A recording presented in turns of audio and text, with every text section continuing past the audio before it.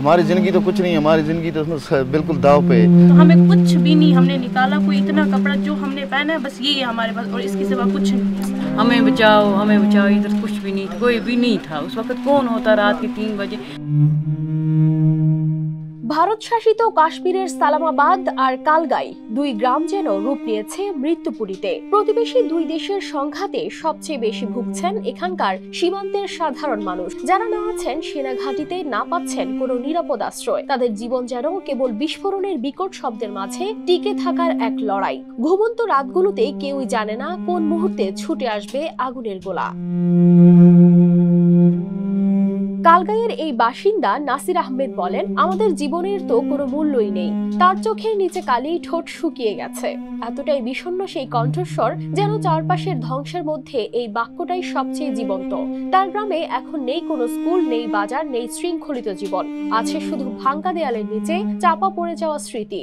जिस वक्त दूसरा भी लगा आके, तीसरा भी लगा आके, मतलब बच्चे डर गए। फिर हमने ऐसे मतलब जमीन के नीचे से ऐसे ऐसे होके हम रोड पे पहुंचे। फिर रात को कहाँ जाएंगे सर, फिर झाड़ियों में, पत्थरों में मतलब इधर रहे। कोई मतलब सेफ्टी बैंकर नहीं है, कोई सिस्टम नहीं है इधर। हमारी ज़िंदगी तो कुछ नहीं, हमारी ज़िंदगी तो बिल्कुल दाव पे है।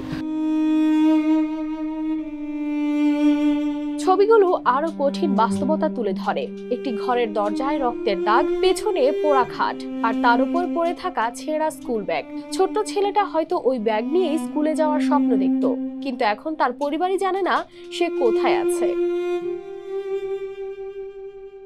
সীমান্তে যত গুলি চলে, প্রতিধ্বনি পৌঁছে যায় শিশুদের কান্নায়। পুরুষেরা যুদ্ধে যাচ্ছে না, কিন্তু যুদ্ধ এসে ঢুকছে তাদের বসার ঘরে, রান্নাঘরে। কখনো গোলার শব্দে কেঁপে উঠে বাচ্চারা কান বন্ধ করে বসে পড়ে মাটিতে, কখনো গোটা পরিবার লুকায় আশপাশের খালে বা পাহাড়ের গুহায়। তবে সবচেয়ে বেদনাদায়ক বিষয় হলো, বিশ্বমঞ্চে নানা আলোচনা হয় কূটনীতির, প্রতিরক্ষা চুক্তির বা শান্তির প্রদর্শনের, কিন্তু এইসব মানুষদের কথা সেখানে হয়তো জোরালোভাবে স্থান পায় না।